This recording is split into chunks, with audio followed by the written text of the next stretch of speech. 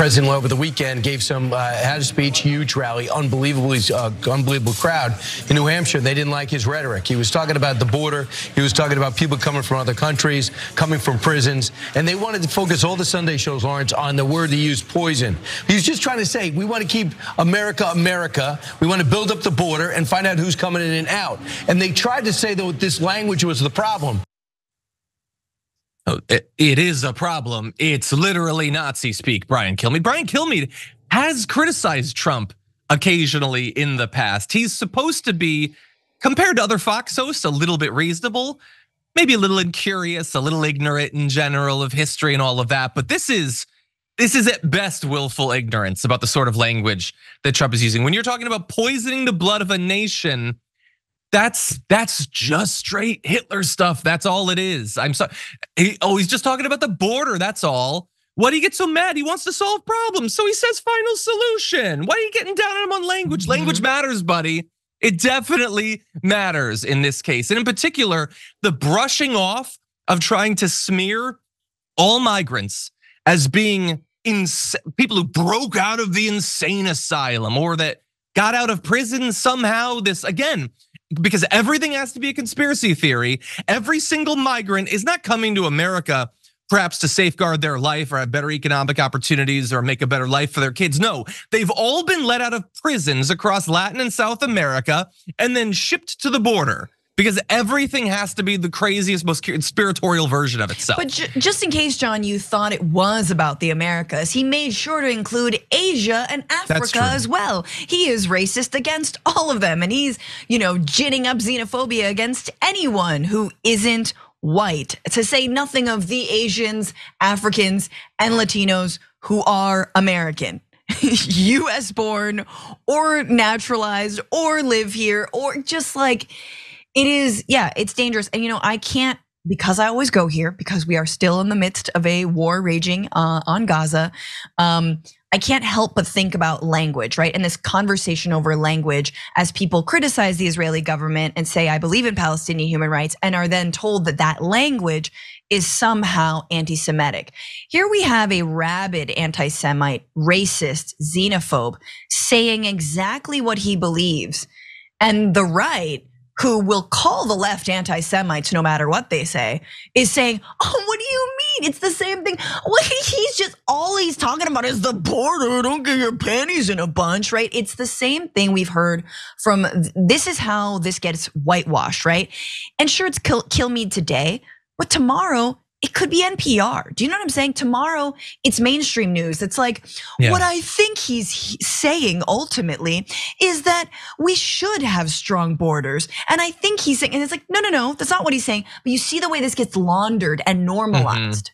Yeah, you need to think about how this is being received by the rural Americans and Cracker Barrels around the country. Yeah, it hasn't reached the point of NPR yet, but again, Kilmeade is not Sean Hannity. He's supposed to be slightly more reasonable than that. And here he's running cover for, as you say, a raging anti-Semite. Now, there are responses that are more critical. The Biden campaign put out a statement saying tonight Donald Trump channeled his role models as he parroted Adolf Hitler, praised Kim Jong-un, and quoted Vladimir Putin while running for president on a promise to rule as a dictator and threaten American democracy. They point out that he echoed the grotesque rhetoric of fascists and violent white supremacists, which is all true, and that's good. Biden has to say this sort of thing. But we are in the middle of a campaign, and so I care way less about the statement that you put out and more about what you are doing to stop that guy from becoming president again. Because at the end of the day, I don't get to decide who wins this. I have very little effect on it. Francesca, love you, doesn't get to decide who wins the next election. But Biden's pretty instrumental in determining who becomes president again. And so if this guy is the proto-dictator that you say you believe he is, then you better be doing everything you can to stop him from getting into office. And we'll be talking a bit more about the Biden side of this later on. I will just sum up to say that at this point, I don't think they are. But really fast, Chris Christie called it disgusting. That's good. One of the Republicans can criticize the Nazi language. Again, as you pointed out, in the middle of a time where all the Republicans are using the bombing of Gaza to pretend that they're against anti-Semitism. They have literally no problem with this. And also, I wanted to cite NYU history professor Ruth Ben-Gia, author of the book Strong Men, Mussolini to the Present, likened the statements to fascist rhetoric, noting that Benito Mussolini literally talked about killing rats who were bringing infectious diseases and communism into Italy. Yes, so it's not just us, the experts think it as well. Francesca, any thoughts about, is Nikki gonna criticize him? You know, she could use a boost, what do you think? I mean, I think zooming out and just very briefly, this is why we need a real vision to stop fascism. We need real anti-fascist movements, an Antifa movement, if you will.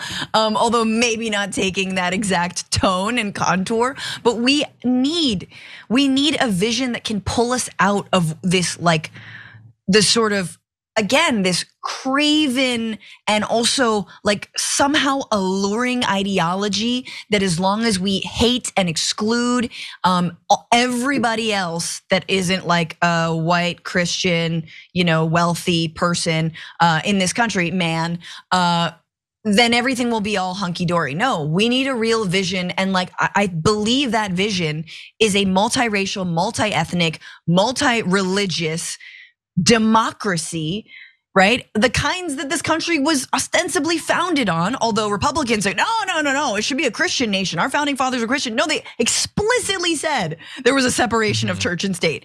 So all I'm saying is we need more than Biden. We need a real movement. We need something to combat this. Otherwise, they got a movement, man. They got vision. Yeah. They've got organizers doing their work. We need that same countervailing force, but for good. Yeah, and not too many years ago, we felt like we had at least to start on that, like something that could be built on. And right now, I don't know. I don't know. I don't know who's leading that. I don't know who's working on that. There are things out there, sure, but a movement of the sort that you're talking about, I don't see it right now. And I would love to discuss it, bring people on.